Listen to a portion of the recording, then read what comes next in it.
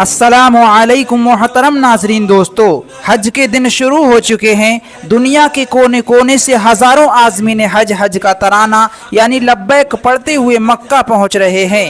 कुछ जाने की तैयारी में हैं। अल्लाह तबारक व तआला की तरफ से उनका बुलावा नहीं हुआ है। अल्लाह ताला से दुआ है जो भी व्यूवर इस वक्त इस वीडियो को देख रहे हैं, अल्लाह तबारक व तआला उन्हें और हमें हज की सआदतैन से नवाजे और जल्द से जल्द हमें हज करने की सआदतैन दे। अल्लाह तबारक व तआला हमारी दुआ को कबूल फरमाए। हमारे और आपके वालिदैन को अल्लाह तबारक व तआला हाजी और नमाजी बनाए। दोस्तों, कमेंट सेक्शन में आमीन ज़रूर लिखें। ना जाने किसकी आमीन पर अल्लाह तबारक व तआला हमारी इस दुआ को कबूल करे।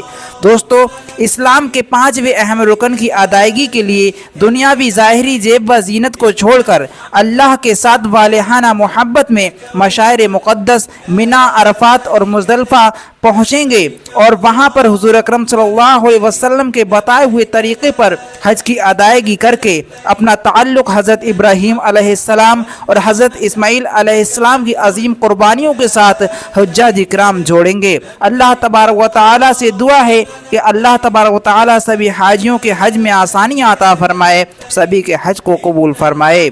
हज इस लिहाज से बड़ी नुमाया इबादत है कि बैक वक्त रूहानी, माली और बदनी तीनों पहलुओं पर मुश्तमिल है। ये खुसूसियत किसी दूसरी इबादत को हासिल नहीं है। हज बैतुल्लाह की ख़ास अहमियत और बहुत से फ़ज़ाइल अहादीस नबवी में वारिद हैं। हज़रत अबू हुरैरा रज़ियल्लाहु अन्हु फरमाते हैं कि नबी अकरम सल्लल्लाहु अलैहि वसल्लम से अर्ज़ किया गया कि कौन सा अमल सबसे अफजल है। आप सल्लल्लाहु अलैहि वसल्लम ने फरमाया, अल्लाह और उसके रसूल पर ईमान लाना। फिर अर्ज़ किया गया कि उसके बाद कौन सा? आप सल्लल्लाहु अलैहि वसल्लम ने फरमाया, अल्लाह की राह में जिहाद करना। और फिर अर्ज़ किया गया कि उसके बाद कौन सा?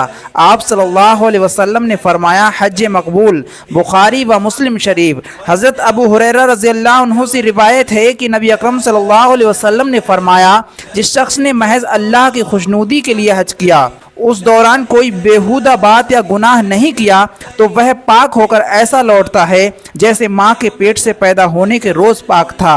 बुखारी व मुस्लिम शरीफ। हज़रत अबू हुरैरा रज़ियल्लाहु अन्हु से रिवायत है कि नबी अकरम सल्लल्लाहु अलैहि वसल्लम ने फरमाया, एक उम्रा दूसरे उम्रे तक उन गुनाहों का कफ़ारा है जो दोनों उम्रों के दरमियान सरजद हों, और हज मबरूर का बदला तो जन्नत ही है।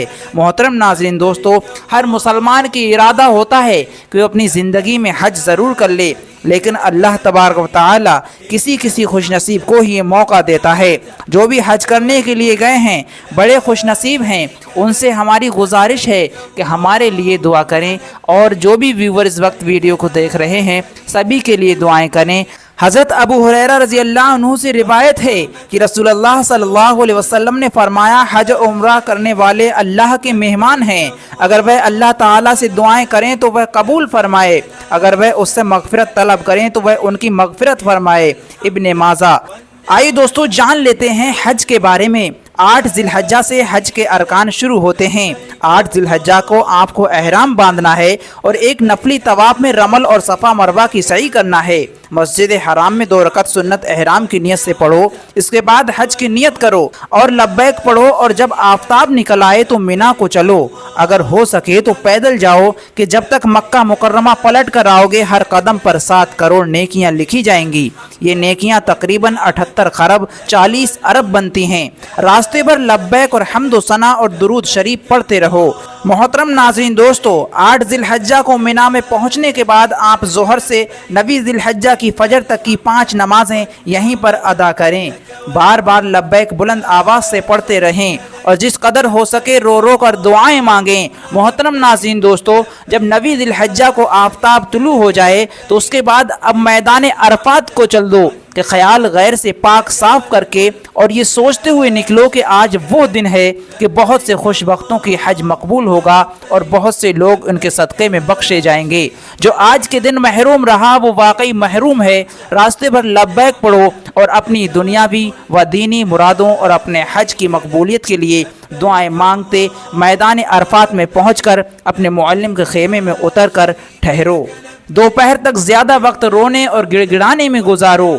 मोहतरम नाज़रीन दोस्तों, लब्बैक, दुरूद शरीफ व कलमा तौहीद व इस्तग़फ़ार पढ़ते रहो।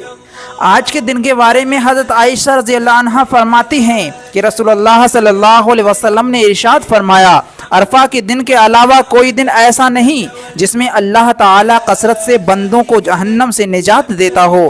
اس دن اللہ تعالیٰ اپنے بندوں کے بہت زیادہ قریب ہوتا ہے اور فرشتوں کے سامنے ان حاجیوں کی وجہ سے فخر کرتا ہے اور فرشتوں سے پوچھتا ہے، ذرا بتاؤ تو یہ لوگ مجھ سے کیا چاہتے ہیں۔ مسلم شریف۔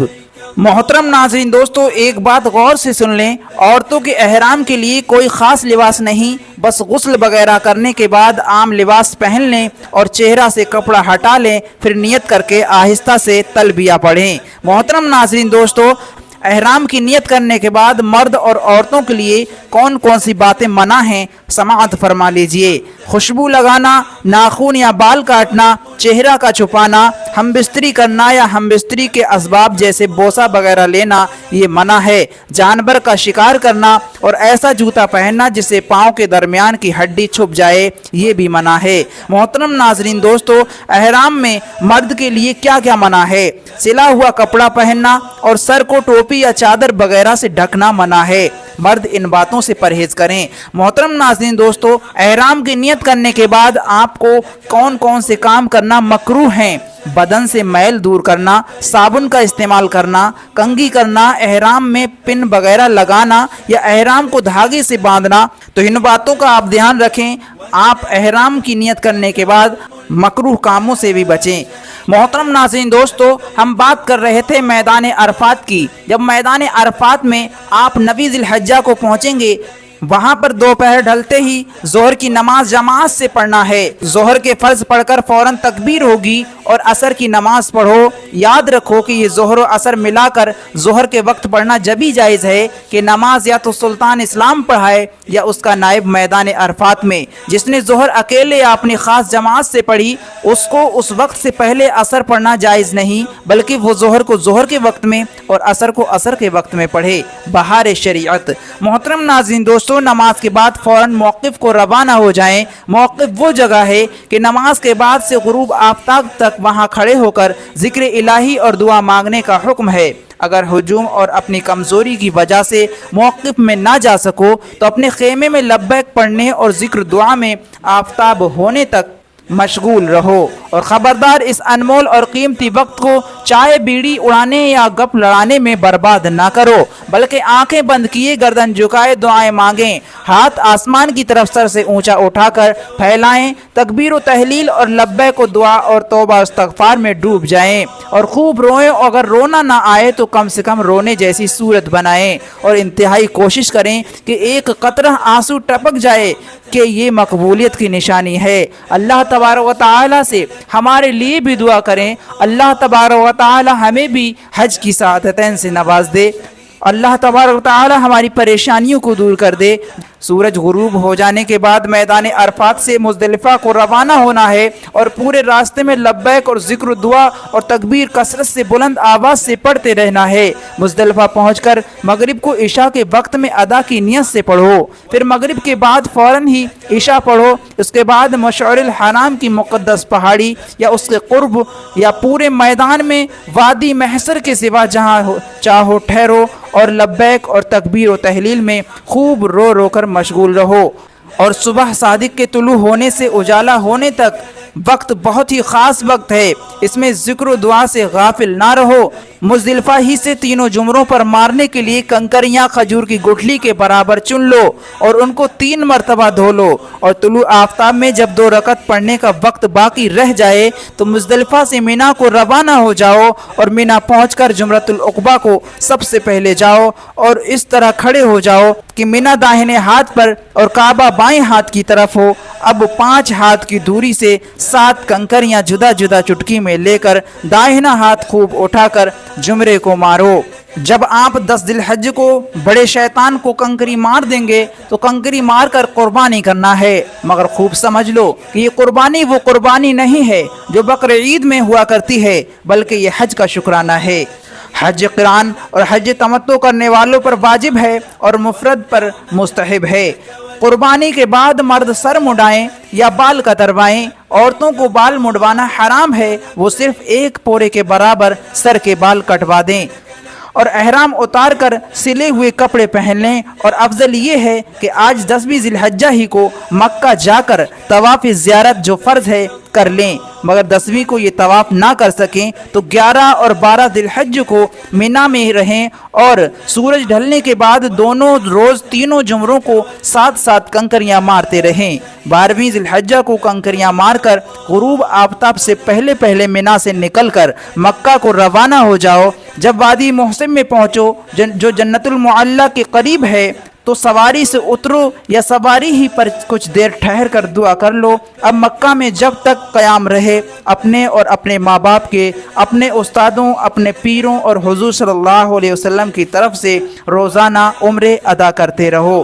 محترم ناظرین دوستو، حج میں آپ کو احرام، وقوف عرفہ، طواف زیارت کرنا، بعض علماء نے سعی کو بھی حج کے دوران فرض قرار دیا ہے۔ آپ ان باتوں کا دھیان رکھیں، اگر ان میں سے ایک بھی بات چھوٹ گئی تو آپ کا حج ادا نہیں ہوگا۔ حج کرتے وقت آپ کو کون کون سے کام واجب ہیں؟ محترم ناظرین دوستو، میقات سے احرام کے بغیر نہ گزرنا، عرفہ کے دن غروب آفتاب تک میدان عرفات میں رہنا، مزدلفہ میں ٹھہرنا، جمرات کو کنکریاں مارنا، قربانی کرنا اور سر کے بال مڈوانا یا کٹوانا، صحیح کرنا، طواف وداع کرنا۔ اگر واجبات میں سے کوئی ایک واجب چھوٹ جائے تو حج صحیح ہو جائے گا مگر بدلہ لازم ہوگا۔ محترم ناظرین دوستو، حج کے دوران آپ جو احرام باندھے ہوئے ہیں، احرام کی نیت کرنے کے بعد آپ کو خوشبو لگانا نہیں ہے، ناخن کاٹنا نہیں ہے، جسم سے بال کاٹنا نہیں ہے، میاں بیوی والے خاص تعلقات سے بچنا ہے، چہرے کا چھپانا منع ہے، سلے ہوئے کپڑے پہننا مرد کے لیے منع ہے، سر کو ڈھانکنا بھی منع ہے، صرف مرد کے لیے۔ باہر رہنے والے حضرات واپسی کے وقت طواف وداع ضرور کریں، یہ بھی آپ کے لیے ضروری ہے۔